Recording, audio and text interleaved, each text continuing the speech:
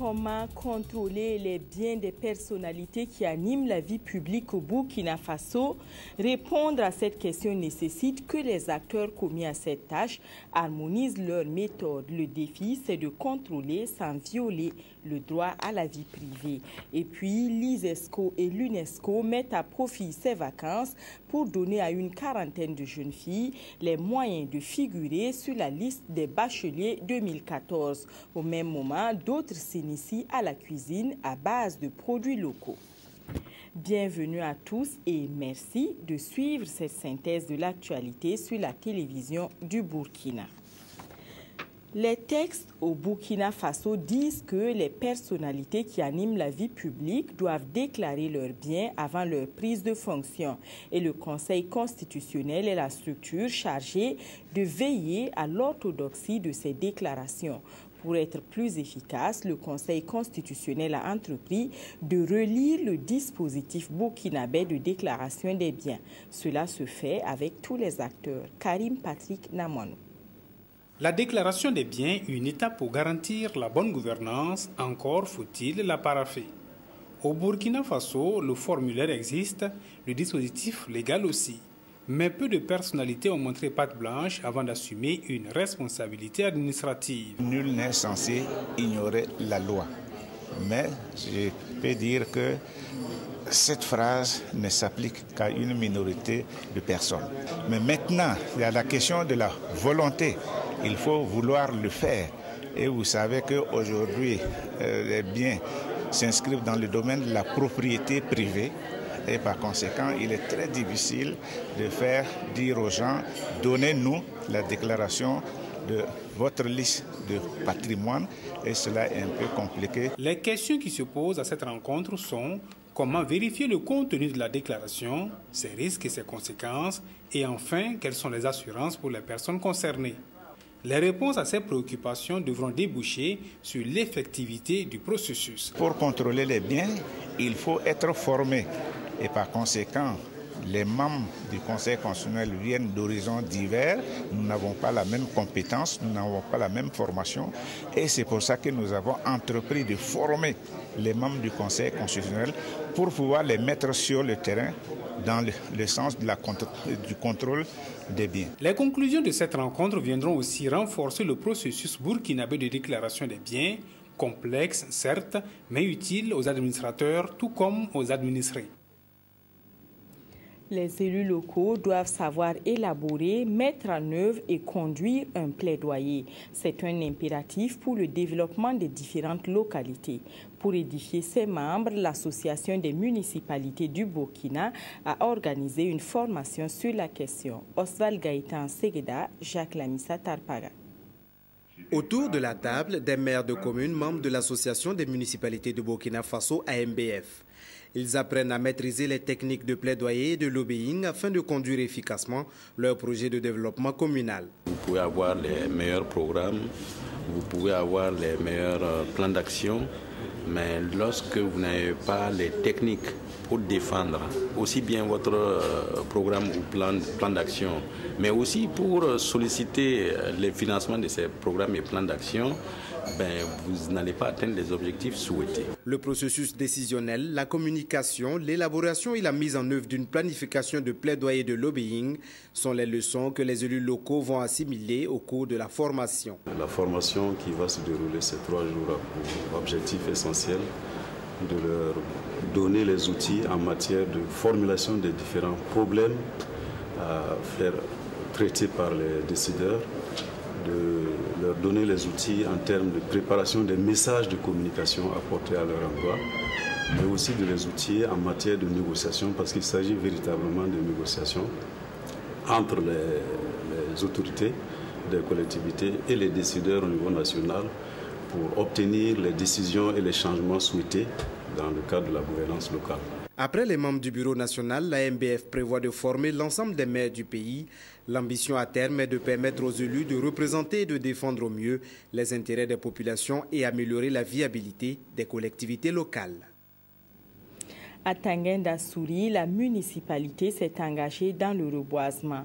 Les membres du conseil ont ainsi planté des arbres. Le cadre choisi pour recevoir les plants est le collège d'enseignement général de Ouansoa. Le reportage est toujours de Oswald Gaëtan Segueda, avec cette fois-ci la complicité de Oumou Sissé. La commune de Tanguin-Dassouri reboise à Ouansoa. 4000 plants de plusieurs espèces sont mis en terre pour répondre au mot d'ordre du gouvernement. Il s'agit également de planter utile pour la communauté. Nous avons décidé de planter utile. Planter utile aussi, c'est planter un arbre qui peut servir pour la progéniture, pour la postérité et pour l'histoire et pour l'avenir. C'est pour cela que nous avons choisi Ouansoa pour les élèves, parce que les élèves auront un cadre environnemental pour étudier, un cadre environnemental pour leur cadre de vie, pour en tout cas passer des bons moments au CG, et ça leur permettra de bien travailler aussi à l'école pour le bien-être de leur famille et pour aussi le développement de la commune. Ouansoa abrite le collège d'enseignement général de la commune de Tanguin-Dassouri. À l'occasion, les premiers responsables de la commune ont invité les élèves à prendre soin des arbres. Ce lundi 26 août marque le début du camp d'excellence en sciences, en maths et antiques. C'est une initiative conjointe de l'ISESCO et de l'UNESCO. Les deux structures offrent ainsi l'opportunité à 40 jeunes filles admises en terminale de se préparer pendant quelques jours pour réussir le bac session 2014. Plus de précisions avec Sie Sylvestre. Le collège Notre-Dame de Kologonaba transformait le temps de 7 jours en camp d'excellence en sciences, en mathématiques et en techniques de l'information et de la communication pour 40 filles. Issues des 13 régions du Burkina, elles sont toutes élèves des classes de première scientifique admises en classe de terminale et l'excellence de leurs résultats scolaires ont permis leur sélection. Nous souhaitons non seulement qu'elles aient l'opportunité de faire des cours de mathématiques, de sciences physiques, de sciences naturelles, de technologie de l'information, mais aussi de rencontrer des femmes leaders burkinabés. Ce camp d'excellence, première édition, est organisé par l'Organisation islamique pour l'éducation, les sciences et la culture ISESCO et la Commission nationale pour l'UNESCO. Une réponse à la politique éducative du Burkina qui mérite accompagnement de l'avis du ministre de l'enseignement secondaire et supérieur. À l'exemple de ce camp-là, il faut dire que mon département va avoir la possibilité pour que chaque année, nous puissions effectivement, ne serait-ce que sur des fonds propres, rééditer de telles initiatives. Donc j'ai souhaité que toutes ces jeunes filles soient des admises au baccalauréat l'année prochaine et nous verrons comment aussi accompagner effectivement ces efforts-là. La consolidation de l'approche du genre, l'un des objectifs majeurs du camp, se justifie par le fait que la question de l'équité selon le sexe ne se pose plus seulement en termes d'accès à l'école, mais aussi et surtout en termes de maintien et de performances scolaires et académiques des filles. On tend vers une certaine complexité des professions, l'utilisation des nouvelles technologies de l'information et de la communication. Et tout cela requiert que les jeunes filles qui veulent aller au niveau universitaire, qu'elles puissent en tout cas avoir une bonne base dans ces domaines-là. Autorités et organisateurs invitent les participantes à prendre part activement aux travaux afin d'améliorer leurs performances et partir du camp avec une passion plus forte pour les mathématiques, les sciences et la technologie. Les échanges devraient permettre également aux filles d'approfondir leurs connaissances en santé de la reproduction et de cultiver l'assurance et la confiance en soi. Ces vacances offrent aussi la possibilité aux jeunes filles d'investir les cuisines, certaines pour apprendre, d'autres pour parfaire leur art. 41 candidates ont rivalisé d'ingéniosité pour séduire le jury du concours face aux cuisines. Elles ont proposé des plats à base de produits locaux. Le point avec Oumou Sissé.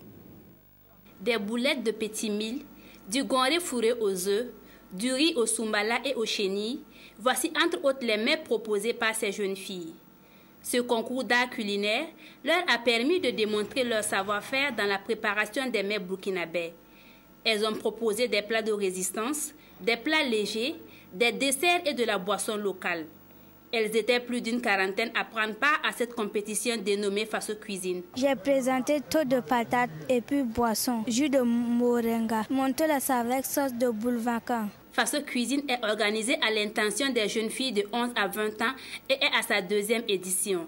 Ce concours vise à valoriser le potentiel nutritionnel et à promouvoir la cuisine burkinabé. Le but que nous cherchons, c'est d'abord amener les jeunes à comprendre l'importance de consommer ce qu'on produit, n'est-ce pas, et aussi d'avoir un esprit créatif. Vous savez, la cuisine burkinabé est très variée, elle est diversifiée également, mais elle reste peu connue, malgré les nombreux efforts qui sont faits. Donc je pense que pour y arriver, il faut forcément passer par les jeunes. Je trouve que apprendre quelque chose à quelqu'un, c'est lui être utile à jamais. Quand vous apprenez à cuisiner à quelqu'un, demain que vous soyez là ou pas, la personne ne mourra pas de faim. Et je trouve que ça meuble bien le temps de vacances des enfants. Et deuxièmement, je suis moi-même une personne très attachée à la cuisine. Et je me dis pourquoi pas, en tout cas, apporter ma contribution aux enfants qui veulent apprendre à faire la cuisine. L'édition 2013 de Faso Cuisine se tient sous le thème Jeunesse, santé et hygiène alimentaire. Faso Cuisine combine art culinaire et protection de l'environnement. Pendant les 3 jours qu'a duré le concours, elles ont été sensibilisées à l'utilisation du gaz butane. Autre chose à présent, Kisto Coimbré est un artiste musicien qu'on ne présente plus au Burkina Faso.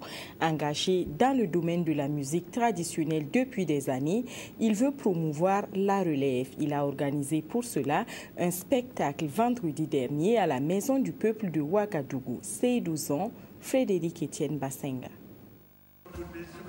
La musique traditionnelle sous les projecteurs à la Maison du Peuple de Ouagadougou. Sur scène, Kisto Coimbré fait étalage de son talent en matière de musique du terroir Mouaga.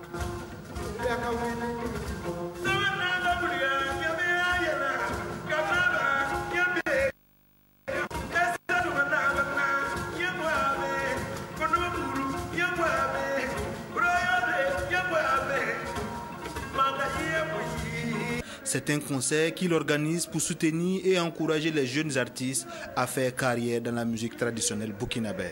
Vous savez, c'est la musique de notre terroir. Et encore la musique moderne, c'est là qui vient puiser pour faire leur musique. Pourquoi pas arranger ça, jouer ça très bien, faire ça très bien. Là, on sait que vous aimez, et des ancêtres qui vont, c'était passé, nos grands-parents qui faisaient, c'est comme ça seulement. Mais si on ne fait pas ça là, je suis sûr qu'ici, 30 à 20 à 40 ans, non, la culture traditionnelle va mourir, ça c'est sûr. Justement, ces jeunes artistes sont là et suivent le pas. Salif Dipama et Amadou Diko, sur scène, aiguisent également leur art aux côtés de l'aîné. Moi, je pense que c'est un très bel exemple de générosité qu'il nous montre, parce qu'en fait, il ne parle même pas de sa carrière en tant que telle, mais il pense plutôt à d'autres talents qu'on ne voit pas, qui n'ont pas l'occasion de prester. Donc, leur tendre la main, moi, j'ai trouvé cet exemple très louable. Après Ouagadougou, Kisto Coimbré prévoit d'autres concerts à Dori et à Koudougou, avec de nouvelles troupes pour, dit-il, booster la musique traditionnelle au Burkina Faso. Hors de chez nous, en Côte d'Ivoire, le congrès du PDCI-RDA prévu en octobre s'annonce très chaud. La lutte pour la direction du parti divise en effet les leaders. La candidature de Henri Konan Bédié cristallise les opinions. Pour ou contre, d'un côté, on a le secrétaire général du parti et de l'autre, la Fondation Espoir du parti. Elle entend mobiliser la base pour porter Henri Konan Bédié à la tête du PDCI-RDA. C'est tout pour aujourd'hui. Excellente suite de programme sur la RTB. Je vous retrouve demain.